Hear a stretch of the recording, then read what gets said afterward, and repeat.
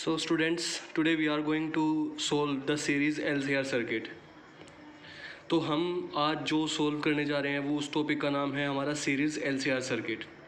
तो जैसे ही name suggest कर रहा है कि जो हमारा सर्किट है उसमें क्या है, उसमें एक इंडक्टर जिसकी इंडक्टेंस L और अ प्योर कैपेसिटर जिसकी कैपेसिटेंस C और अ रजिस्टर जिसकी रेजिस्टेंस R है, वो कनेक्टेड है सीरीज़ में और उसको कनेक्ट किया गया है। एक हमारा अल्टरनेटिंग सोर्स है जिसकी वोल्टेज हमारी V है, उसके साथ ही हमने इसको अटैच किया हुआ है।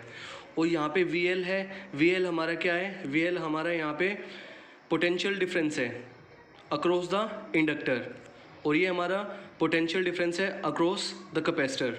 और VR हमारा क्या है, ये हमारी पोटेंशियल डिफरेंस है अक्रॉस द रजिस्टर। ओके, अब हमें पता है कि जो हमारी VL होती है, VL हमारी क्या होती है, अभी मैंने आपको बताया कि जो हमारी VL है, VL हमारा पोटेंशियल डिफरेंस है अक्रॉस द इंडक्टर। ठीक है, ये हमारा इंडक्टर का पोटेंशियल डिफरेंस है। तो इसकी वैल्यू हमारी क्या होगी, इसकी वैल्यू होगी हमारी IXL। ठीक है, यहाँ पे I हमारा क्या है, यहाँ पे हमारी करंट की RMS वैल्यू है, और XL हमारा क्या होता है, XL हमारा होता है इंडक्टिव रिएक्टेंस, और जिसकी वैल्यू होती है हमारी L ओमेगा। ऐसे ही हमारा VR होता है, VR हमारा क्या होता है, potential difference across the resistor, और इसकी वैल्यू होती है हमारी IR, जहाँ पे हमारी R क्या है, R हमारी रेजिस्टेंस है अक्रॉस द रेजिस्टर। ओके, और हमने सपोज कर लिया कि जो हमारा VC है, VC हमारी क्या है, VC हमारा पोटेंशियल डिफरेंस है अक्रॉस द कैपेसिटर, और जिसकी वैल्यू होती है हमारे पास IXC। XC हमारी क्या है, XC हमारी जो हमारा कैपेसिटर है उसकी रेजिस्टेंस है, तो हम इसको कैपेसिटिव रिएक्टेंस बोलेंगे। और जो हमारा XC होता है, XC की वैल्यू होती है 1/ω/C के इक्वल होती है। ओके, तो ये हमारी वैल्यूज़ आ जाएंगी। अब हम इसका फेजर डायग्राम ड्रॉ करने जा रहे हैं। जैसा कि हम जानते हैं कि मान लिया हमारे पास कोई भी सर्किट है, उस सर्किट में रेजिस्टेंस है, तो जो हमारा रेजिस्टेंस है, रेजिस्टेंस के केस में क्या होता है, वोल्टेज और जो हमारा करंट होता है दोनों के बीच में कोई भी फेज डिफरेंस नहीं होता है। ठीक है, तो हमने सपोज कर लिया कि ये जो हमारी लाइन है, ये हमारी लाइन है, ये रिप्रेजेंट करेगी VR को। ठीक है ना, ये voltage potential difference across the register उसको रिप्रेजेंट करेगी। और हमें पता है कि जो हमारी पोटेंशियल होता है अक्रॉस द रजिस्टर और जो हमारा करंट होता है, उन दोनों में कोई भी फेज डिफरेंस नहीं होता है। तो इसका मतलब हमारा करंट और जो हमारी वोल्टेज है दोनों के दोनों सेम फेज में लाई करेंगे। ठीक है, और मान लिया हमारे पास कोई भी सर्किट है, उसमें इंडक्टर है, तो इंडक्टर के केस में क्या होता है कि जो हमारी वोल्टेज होती है वो करंट से लीड करती है बाय एन एंगल ऑफ π/2। तो इसका मतलब क्या हुआ, इसका मतलब हुआ हमारी जो ये लाइन है ना, ये क्या रिप्रेजेंट करेगी, अब यहाँ पे क्या है, कितने डिग्री का एंगल है, यहाँ पे 90 डिग्री का एंगल है। तो इसका मतलब क्या हुआ, इसका मतलब हुआ कि जो हमारी ये लाइन है ना, ये रिप्रेजेंट करेगी VL को। ठीक है, तो कोई भी हमारा सर्किट है अगर उसमें कैपेसिटर है, तो उसके केस में क्या होता है, उसके केस में जो हमारा वोल्टेज होती है वो करंट से लैग करती है बाय एन एंगल ऑफ π/2। तो यहाँ पे हमारा करंट है, और ये हमारी क्या हो जाएगी, ये हमारी वैल्यू हो जाएगी, किसकी वैल्यू हो जाएगी, ये हमारी वैल्यू VC की वैल्यू हो जाएगी। ओके, तो यहाँ पे हमारी ये VC की वैल्यू आ जाएगी। और अब हम इसमें सपोज करके चलेंगे कि इनिशियली जो हमारी XL है वो ग्रेटर देन XC है। ठीक है, तो इसका मतलब क्या, हमारी इंडक्टिव रिएक्टेंस है वो ग्रेटर है कैपेसिटिव रिएक्टेंस से, और हम ये कह सकते हैं कि जो हमारा VL है वो ग्रेटर देन VC है। तो अब यहाँ पे क्या शो कर रहा है, ये शो कर रहा है कि जो हमारा जो पोटेंशियल डिफरेंस है या हमारी वोल्टेज है, इंडक्टर की जो वोल्टेज है वो ग्रेटर है कैपेसिटर की वोल्टेज से। तो इसका मतलब क्या होगा कि जो हमारी रिजल्टेंट जो वोल्टेज होगी वो कहाँ पे लाई करेगी, वो लाई करेगी टूवर्ड्स VL। ठीक है, तो हमने सपोज कर लिया कि ये जो हमारी वैल्यू है ये हमारी किसकी वैल्यू हो जाएगी, ये हमारी V की वैल्यू हो जाएगी, और V यहाँ पे क्या है, हमारी VRMS है। ठीक है, तो ये हमारी VRMS हो जाएगी। और हमने सपोज कर लिया कि जो इनिशियल फेज है इसका हमने सपोज कर लिया कि वो हमारा फाई के इक्वल है। ओके, ये हमारा फाई के इक्वल है। तो हम इसकी नेमिंग कर लेते हैं, और जो हमारी ये वैल्यू होगी ये हमारी किसकी वैल्यू होगी। अब हमें पता है कि जो हमारा वी एल है, ठीक है ना, ये वी एल है वो तो हमारा टूवर्ड्स द पॉजिटिव एक्सिस है, और ये हमारा वी सी की वैल्यू है टूवर्ड्स द नेगेटिव एक्सिस है। तो ये क्या करेगा, ये हमारी जो वोल्टेज है इसका अपोज करेगी ना, तो जो हमारी रिजल्टेंट वोल्टेज होगी उसकी वैल्यू यहाँ से लेके यहाँ तक होगी, और वो किसके इक्वल होगी, क्योंकि हमारे पास वी एल की वैल्यू ज़्यादा है वी सी से। तो जब हम वी एल में से वी सी माइनस कर देंगे तो जो हमारी बची हुई वैल्यू होगी ना, तो वो ये होगी, ठीक है।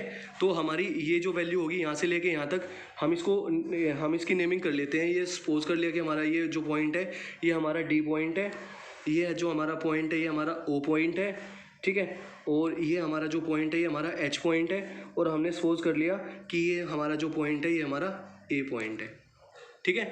तो जो हमारा ओ डी है, ओ डी की वैल्यू हमारी किसके इक्वल होगी, वो इक्वल होगी हमारी वी एल माइनस वी सी के इक्वल होगी। ओके, अब हमें क्या फाइंड आउट करना है, अब हमें यहाँ पे रिजल्टेंट जो हमारी वोल्टेज है और वी आर एम एस है उसकी वैल्यू हमें कैलकुलेट करनी है।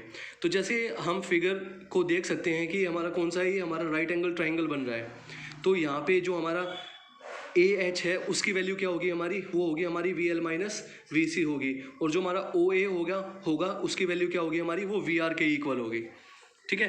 तो पाइथागोरस थ्योरम के अकॉर्डिंग जो हमारा ओ एच होगा वो इक्वल होगा O A square plus A H square and it's root. तो ओ एच हमारा क्या है, ओ एच हमारा वी के इक्वल है। तो ओ ए हमारा क्या है, O A is equal to V R square plus A H की वैल्यू हमारी क्या है, V L minus V C and its square and it's root. Okay, तो अब हम यहाँ पे क्या करेंगे, हम यहाँ पे वी आर की वैल्यू पुट कर देंगे। जैसे कि हम पहले ही फाइंड आउट कर चुके हैं कि जो हमारा वी आर होता है वो इक्वल होता है आई आर के। तो ये किसके इक्वल आ जाएगा, आई स्क्वेयर आर स्क्वेयर। ऐसे ही हमारा वी एल हमारा किसके इक्वल होता है, आई X L minus I X सी, और इसका स्क्वायर और इसका रूट आ जाएगा हमारे यहाँ पे, ठीक है। अब यहाँ पे क्या है, हमारा आई कॉमन है ना, तो यहाँ से हम आई कॉमन ले लेंगे, तो हमारे यहाँ क्या आ जाएगा, आई स्क्वायर आर स्क्वायर। अब यहाँ पे इसका होल स्क्वायर है, तो जब हम कोई भी टर्म इसमें से कॉमन निकालेंगे तो उसका स्क्वायर बाहर निकलेगा, तो ये क्या हो जाएगा, x L minus X C का स्क्वायर और इसका रूट। अब यहाँ से भी आई स्क्वायर कॉमन है, यहाँ से भी आई स्क्वायर कॉमन है, तो जब हम आई स्क्वायर को रूट से बाहर निकालेंगे तो हमारे पास क्या आ जाएगा, हमारे पास आ जाएगा v is equal to I root of R square plus X L minus X C square. Okay, तो ये हमारी क्या आ जाएगी, ये हमारी वी आर एम एस की वैल्यू आ जाएगी, ठीक है ना, ये हमारी वी आर एम एस की वैल्यू है। तो अब हमारा ये क्या आ जाएगा, v by I is equal to R square plus X L minus X C square and it's root. अब हमें पता है कि जो हमारा ओम्स लॉ है उसके अकॉर्डिंग v बाई आर क्या होती है, तो v बाई आई ये हमारा क्या होता है, ये हमारी इम्पीडेंस होती है, ये हमारी रेजिस्टेंस के इक्वल होती है। तो ये हमारी क्या हो जाएगी, v बाई आई हमारी टोटल रेजिस्टेंस हो जाएगी जो अप्लाई होगी हमारे इस सर्किट में, ठीक है ना। जो हमारा ये सर्किट है इसमें जो हमारा इंडक्टर लगा हुआ है, कैपेसिटर लगा हुआ है और रजिस्टर लगा हुआ है, ये तीनों मिलके जो ओवरऑल रेजिस्टेंस जो इस पूरे के पूरे जो सर्किट है उसमें होगी, so that value is known as a impedance, ठीक है। तो let us suppose that impedance is indicated with Z, ठीक है, तो हम उसको जेड से रिप्रेजेंट करेंगे, तो जेड हमारा क्या हो जाएगा, ये हमारा इम्पीडेंस हो जाएगा, और जो हमारा इम्पीडेंस है उसकी वैल्यू क्या हो जाएगी, यहाँ से R square plus X L minus X C का स्क्वायर और इसका रूट हो जाएगा। तो ये हमारी क्या आ जाएगी, ये हमारी ओवरऑल रेजिस्टेंस आ जाएगी जिसको हम इम्पीडेंस बोलते हैं। तो इसके बाद अगर हमें करंट की वैल्यू को कैलकुलेट करना है, ठीक है, तो अगर हमें आई की वैल्यू को कैलकुलेट करना तो हमारा आई यहाँ से क्या आ जाएगा, वो इक्वल होगा v upon R square plus X L minus X C whole square and it's whole root, ठीक है, ये इसके रूट के इक्वल आ जाएगा। तो ये हमारी आई की वैल्यू आ जाएगी, ठीक है। अगर हमें यहाँ से टेन फाई की वैल्यू कैलकुलेट करनी है तो हमारा टेन फाई किसके इक्वल हो जाएगा, टेन फाई हमारा किसके इक्वल हो जाएगा, हमें पता है परपेंडिकुलर अपॉन बेस के इक्वल होता है हमारा टेन थीटा, और यहाँ पे परपेंडिकुलर क्या है हमारा, V L minus V C, तो V L minus V C upon base, यहाँ पे क्या हमारा बेस हमारा वी आर है, तो हम क्या करेंगे दोनों की वैल्यू यहाँ पे पुट कर देंगे, तो वी एल और वी सी की, तो ये हमारा क्या हो जाएगा I X L minus I X C upon I X I R sorry, तो यहाँ पे आई कॉमन है तो आई यहाँ से कैंसिल आउट निकल जाएगा, और निकलने के बाद हमारा tan फाई है वो किसके इक्वल आ जाएगा, तो हमारी tan फाई की वैल्यू किसके इक्वल आ जाएगी, वो आ जाएगी I into X L minus X C upon I R, तो यहाँ से हमारा आई से आई कट गया, तो हमारा tan फाई है, tan फाई की वैल्यू हमारे पास क्या आ जाएगी, X L minus X C upon R के इक्वल आ जाएगी। ओके गाइज, तो इसके बाद हम स्टडी करते हैं कि क्या होगा अगर, अब हम स्पेशल केसेस डिस्कस करते हैं, अब हम इसके कुछ स्पेशल केसेस हैं वो डिस्कस करते हैं। तो क्या होगा कि जब हमारा एक्सएल और एक्सी सेम हो जाएंगे तो उस कंडीशन में हमारी जो वोल्टेज होगी उसकी वैल्यू क्या होगी, बोलो अब हमें पता है कि जो हमारा V होता है वो किसके इक्वल होता है, I into root of R square plus X L minus X C and it's whole square. अब हमें पता है एक्सएल हमारा एक्सी के इक्वल है, तो हम एक्सी की जगह एक्सएल पुट कर सकते हैं, तो जब हम यहाँ पे इसकी वैल्यू पुट करेंगे तो हमारे पास क्या आ जाएगा, हमारे पास V is equal to I into root of R square, इससे ये कैंसिल आउट हो जाएगा, तो हमारे पास क्या आ जाएगा आई आर।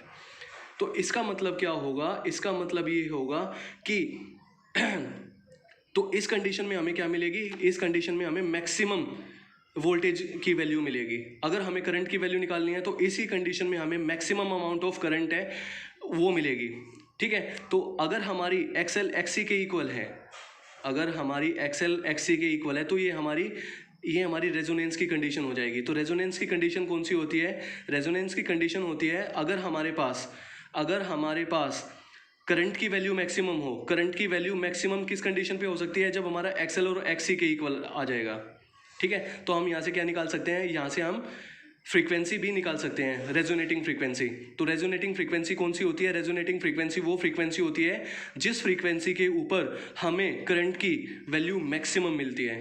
तो हम कैसे कैलकुलेट कर सकते हैं वो मैं अभी आपको बताने जा रहा हूँ। तो यहाँ से हमारे पास क्या आ जाएगा, आई आर आ जाएगा। तो इसका मतलब क्या हुआ, इसका मतलब ये हुआ कि अगर हमारा एक्सएल एक्सी के इक्वल है तो इस कंडीशन में जो हमारी रेजिस्टेंस होगी वो मिनिमम होगी, और हमें पता है कि अगर हमारी रेजिस्टेंस मिनिमम होगी तो उस कंडीशन में हमारी आई की वैल्यू क्या होगी, आई की वैल्यू हमारी क्या हो जाएगी, वो हमारी मैक्सिमम हो जाएगी, ठीक है। तो ये हमारी मैक्सिमम हो जाएगी। अगर हमें यहीं से ही अपनी रेजोनेटिंग फ्रीक्वेंसी को फाइंड आउट करना है तो हम कैसे फाइंड आउट कर सकते हैं। अब हमें पता है कि हमारा एक्सएल है वो एक्सी के इक्वल है, और एक्सएल किसके इक्वल होता है, ये हमारा ओमेगा एल के इक्वल होता है। एक्सी हमारा किसके इक्वल होता है, 1 अपॉन ओमेगा सी के इक्वल होता है। तो हम क्या करेंगे, ओमेगा को इस साइड में भेज देंगे और एल को इस साइड में ले आएंगे, तो हमारे पास क्या आ जाएगा, omega square is equal to 1 upon L C. तो यहाँ से हमारा ओमेगा है, ओमेगा किसके इक्वल आ जाएगा, वो आ जाएगा 1 upon root of L C, ठीक है। तो ये हमारा 1 upon root of L C के इक्वल आ गया, ठीक है। अब हमें पता है कि जो हमारा ओमेगा होता है ना, ओमेगा हमारा 2 पाई म्यू नोट के इक्वल होता है। तो ये हमारी क्या होती है, ये हमारी फ्रीक्वेंसी होती है, ठीक है। तो हम क्या कर देंगे, यहाँ पे ओमेगा की वैल्यू पुट कर देंगे, और ओमेगा हमारा इसके इक्वल है और ये किसके इक्वल है, 1 upon root of L C. तो हम यहाँ से क्या करेंगे, म्यू नोट की वैल्यू निकाल लेंगे, तो ये किसके इक्वल हो जाएगा, 1 अपॉन 2 pi root of L C. तो ये हमारी क्या आ जाएगी, ये हमारी रेजोनेटिंग फ्रीक्वेंसी है, उसकी वैल्यू यहाँ से आ जाएगी, ठीक है गाइस। तो इसके बाद हमारा नेक्स्ट केस आता है, जो सेकंड स्पेशल केस है, वो क्या होता है। अब हम स्टडी कर चुके हैं कि अगर हमारा एक्सएल है वो ग्रेटर देन एक्सी होगा, तो इस कंडीशन में जो हमारा सर्किट बनेगा तो वो हमारा इंडक्टेंस डोमिनेटिंग सर्किट बनेगा, ठीक है। तो इस कंडीशन में जो हमारा tan फाई है उसकी वैल्यू भी पॉजिटिव होगी, और जो हमारा पावर फैक्टर होगा वो भी हमारा पॉजिटिव होगा, ठीक है। और जो हमारा थर्ड केस है, थर्ड केस में क्या होगा, जब हमारा एक्सएल वो लेस देन एक्सी होगा, तो इस कंडीशन में क्या होगा, जो हमारा ये इस टाइप का जो सर्किट होगा उसको हम कैपेसिटेंस डोमिनेटेड सर्किट बोलेंगे, ठीक है। इसको हम क्या बोलेंगे, कैपेसिटेंस डोमिनेटेड सर्किट बोलेंगे। और इस कंडीशन में जो हमारा tan फाई है उसकी वैल्यू क्या हो जाएगी, वो नेगेटिव एक्सिस की तरफ हो जाएगी, और जो हमारा पावर फैक्टर होगा वो भी हमारा नेगेटिव एक्सिस की तरफ होगा। So thanks for watching the video students. If you like my video then please share it and subscribe it, and don't forget to press the bell icon. Thanks for watching the video.